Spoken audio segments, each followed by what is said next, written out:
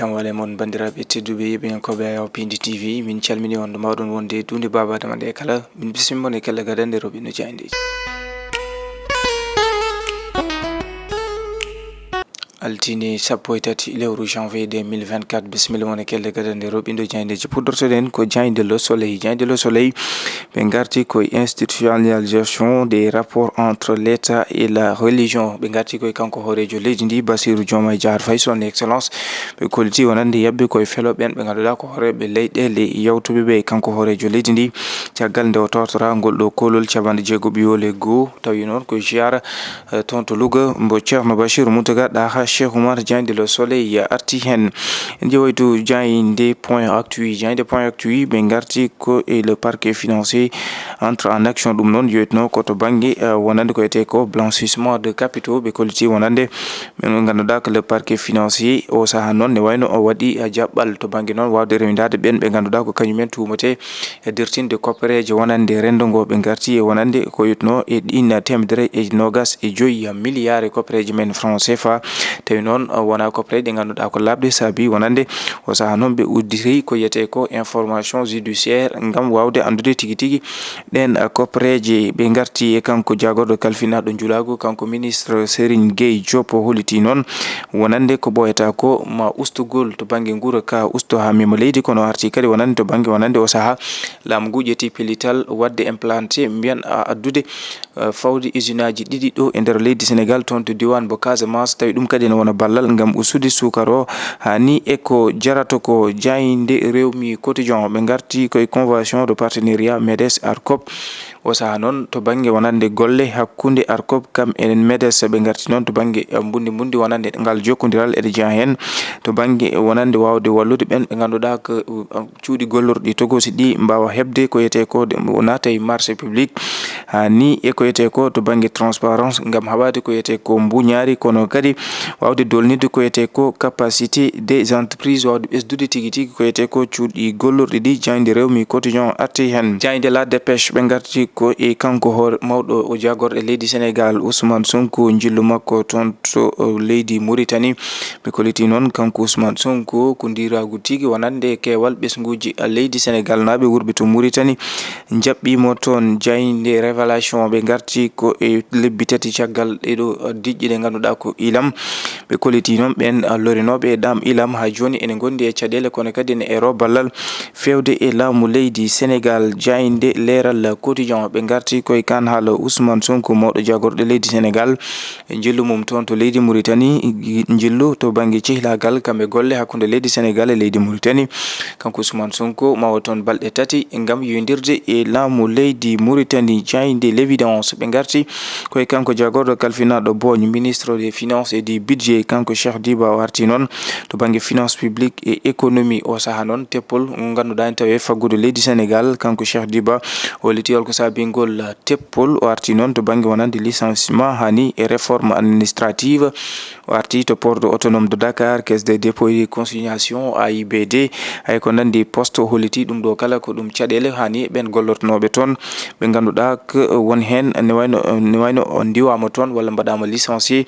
o arti eɗen caɗele ɗe ganduɗa saabi wonande oɗo saaha noon teppol to banggue faggudu leydi Sénégal jayde li quotidien ɓe garti koye association de malfaiteurs blanchissement de capitaux ɗum ɗo kala woni communiqué mo ganduɗa hanki o le parquet financier ko kañum tigui holliti wonande ma watta ko yete ko udditgol information judiciaire e ɗen temedere e nogas joyi milliard ɗi ganduɗa ko litama wonande ɗum ɗo ko ɗum koppereje ɗe labani kono rewidade ɓen ɓe ganduɗa ko tumateɓe hen jayde li quotidien arti hen jayde républicain ɓe garti koye to banggue wonande jogu ko yete ko to banggue maaro ko kanko jagorɗo biyeteɗo ministre Serigne Gueye Diop holliti ko ɓoyata ko maɗum uste haɗum mema leydi kono ɓe garti yo mo ganduɗa ko kay tigui woni to Godiba kanko mo ganduɗa ko kanko tigui woni Halifa Cheikh Ibrahima Ba o holliti alay saago ɓesguji leydi Sénégal mbawa hormade kam ɗawi ɗum kadi ene wawa taɓɓinde taw hormo kanko mo ganduɗa ko hoorejo leydi Sénégal jandel public ɓe garti ko toon to leydi Maroc ɓesguji leydi Sénégal naaɓe ɗiɗo habbe toon on Ibou Sosé jiwɗo biyeteɗo Moussa Ndiaye ɗum saabi kawrugol e ladial kanko Moussa Ndiaye jandel public arti hen jayde l'indépendant ɓe garti koto banggue wonande ɓesdugol guura ɗo e nder leydi Sénégal kono kadi production de sucre jayde o mo ganduɗa ko ministre Cheikh Serigne Gueye Diop o holliti noon laamu ngu o saaha ƴetti pellital wadde implanté ko yete ko usine aji ɗiɗi toon to diwan bo Casamance ngam tigui wawde usude ko yete ko joggu sukara o kono warti kanko ministre du commerce o holliti noon ko abbi e ujunnaji ɗiɗi boutique tawi noon ko boutique de référence maɗum waɗe ɗo e nder leydi Sénégal beele kadi ha joni wawa rewidade ko yete ko to banggue wonande jojande ɓesguji leydi Sénégal kamɓe ustude coggu guura ka kono arti o yiiɗi ɗum ɗon maɗum won ballal ko abbi e ko abbi noon e cabanɗe 3 ujunere innama adeta ko ɓesguji leydi Sénégal tawi kadi ene mbawa hebde golle no hannirta niyata jayde Vox Populi ɓe garti koye parquet traque les auteurs de blanchissement de capitaux de plus de 125 milliards en ɓe ganduɗa ko parquet financier ɓe kolliti o saha noon eɓene ndewa eɓen ɓe ganduɗa ko kañumen tuuma eɗen temedere e nogas e joyyi en milliards tawi noon wona copreje latɓe ɓe garti e kanko Jimmo Souare holliti o saha noon yonti ngam tigui wawde matade kamɓe sappitade lande APR hadde ne wayno o ɗum mayani o holliti noon ɗum alay saago ɓe mbawa rentude dole mabɓe ngam ɓe mbawa ha joni ƴewtade kan landak APR jayde tribune ɓe garti koye les de la jeunesse sénégalaise caɗele ɓesguji leydi Sénégal guurat to banggue sukaɓe ɓe ɓe garti yiide ɗum saabini hayni régime goto mbiyen hay laamu wotu caggal ne wayno o wagginno kam ene wayno hunanino ɗin ɓesguji to banggue caɗele mumen ɓe kolliti hay régime goto ne wayno hay laamu wotu arngu ngam wawde safrude caɗele ɓesguji ɗi ɗum kam lataki wadde kono ɓe garti ko ɗum ni saabi wonande caɗele to banggue filñitere hay seppoji kono kadi sukaɓe wawde nadde ko yete ko to banggue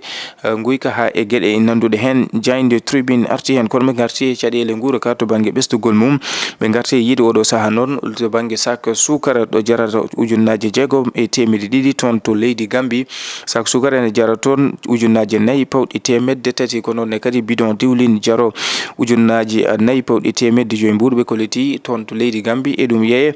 ujunnaje 3 e temedde 6 jayde Walf Quotidien ɓe garti koye ɓesdugol to banggue wonande guura ka ɗum saabi kamɓe Walf Quotidien ɓe mbi l'état face à la réalité du marché o saaha laamu ngu hawriti walla huccitini e caɗele tigui tigui wonande ko yitno noon e to banggue ɓeydugol kametide allaji wonande to banggue guura ɓesguji leydi Sénégal saabi kanko Serigne Gueye Diop holliti ko ɓoyata ko noon ma leydi Sénégal wawa artude hen tawi kadi ko ustude ko yete ko guura ka ɗo e nder leydi Sénégal jande Sud Quotidien ɓe garti koye pôle judiciaire financier le parquet ne wayno ɓe kolliti traque 125 milliards ɗum saabi o mo ganduɗa ko le procureur El Hadji Abdoulaye Sylla kanko procureur mo ganduɗa ko pôle judiciaire financier holliti noon maɓe ndewino ɗin 125 milliards ɗe labani kono kadi fawde jungo ɓen ɓe ganduɗa ko kañumen mbaɗata ɗen golle to banggue wonande toɗɗade ko yete ko kopareje rendo ngo kono kadi ko yete ko ha e gueɗe ɗe ganduɗa ko patuɗe hen kanko mo ganduɗa ko le procureur El Hadji Alioune Abdoulaye Sylla procureur du pôle judiciaire financier holliti noon maɓe uddit ko yete ko information judiciaire jayde l'éveil ɓe garti koye menace de grève du SAES et des travailleurs toon to université dola mbiyen ɓen ɓe ganduɗa ko kayti woni golloɓe eddude jaabi hattirde ɓe ɓen ɓe ganduɗa ko yaduɓe noon e catal SAES ɓe kolliti noon mambat seppo juuɗe ɓe garti kamɓe l'éveil ha joni e tato fawaɓe jungo tawi noon ko ɓen ɓe ganduɗa ko waɗa bonnoɓe ɓe kolliti ɓe ganduɗa ko fawaɓe jungo toon to Tambacounda jande l'éveil arti ha joni e jaɓɓugal pattam lamawal Ousmane Sonko mawɗo jagorɗo leydi Sénégal toon to leydi Mauritanie jayinde le quotidien ɓe garti ko e to banggue wonande parquet financier sur les traques de 125 milliards jande le quotidien arti koye ɗen 125 milliards e copreji franc CFA ɓe kolliti noon o saaha information judiciaire udditama ngam tigui wawde rewidade ko yitno e ɗen gueɗe kono kadi wawde fawde jungo e ɓen ɓe ganduɗa ko kay tigui timina eden kopreji ɗe gona labde ɓe garti kamɓe Le Quotidien e ko yetno noon e kanko Ousmane Sonko hanki o e jaɓɓugal makko toon to leydi Mauritanie jillu cehilagal kam e golle gal balɗe tati kanko Ousmane Sonko o jogori wadde toon to leydi Mauritanie uddirten ko jayinde coftal ɓalli Rewmi Sport ɓe garti koto banggue akoyete ko Sipiro Lambo Zarko kañum e Gris Bordeaux yiide jayde Rewmi Sport kanko Zarko ko kanko tigi alliɓi Gris Bordeaux ɓe garti ha joni e to banggue Super Coupe toon to leydi Espagne ɓe kolliti noon Barça ko kañum tigi hanki o ne wayno foli Real Madrid bandiraɓe tedduɓe yeɓiyankoɓe yaw Pindi TV ko ɗum woni komin dobinnomon e kelle gaɗen roɓinde jaydeji subaka hande o min dokkon aadi talade janggo sahora welede Allah.